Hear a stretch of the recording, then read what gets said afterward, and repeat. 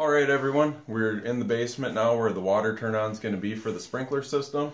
If you look over here, we got our water main coming into the house, and it comes up, goes to all the plumbing of the house, but teeing off of your main line is usually going to be a 1-inch line to the sprinkler system. If we've winterized your system in the past, either on this handle or on the pipe going to the sprinkler system, we're going to put our sticker, and that's a for sure way of knowing that you've got the correct pipe.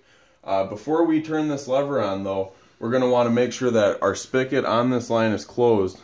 This gets opened up in the fall to drain this water back, and if it's not closed, it's just going to shoot you with water right away. So we're going to check to make sure that's closed tightly, and then we're going to pressurize the system. And you should just hear a little flow of water because we've got everything shut off on the outside, so now we're ready to go back out there and open everything up. One last thing is, if you do not hear the water stop running, you want to turn this off immediately, because that means something outside is leaking water, spewing water, something's going on out there. It should shut off immediately like you heard in the video. Okay.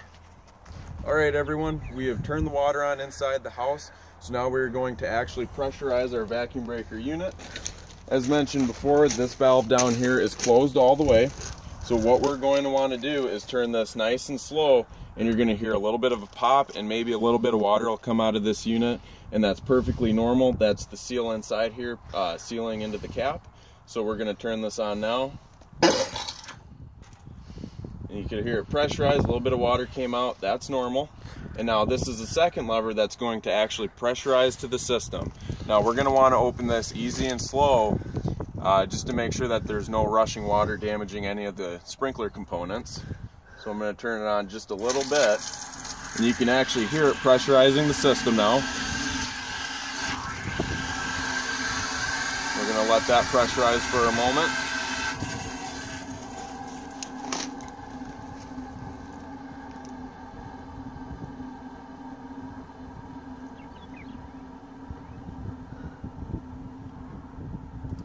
Hear the water slowing down now. And once that water stops flowing, we're going to want to immediately go inside and check our water meter to make sure nothing is still moving. If it sounds like your unit is taking longer than 30 seconds or so to pressurize, you might have a leak, and at that point I would start looking for it. But now we're going to go inside and check the water meter. Alright, now that we have the sprinkler system turned on, we're looking exactly at our water meter. And you can see on here we've got two dials. We've got the long dial, which is going to measure water usage in gallons, which if you're flowing a lot of water is going to spin full circles around all these numbers here. And then beneath that, we've got a little triangle dial in there. It's going to spin small circles. But what that second dial does is it measures fractions of gallons used.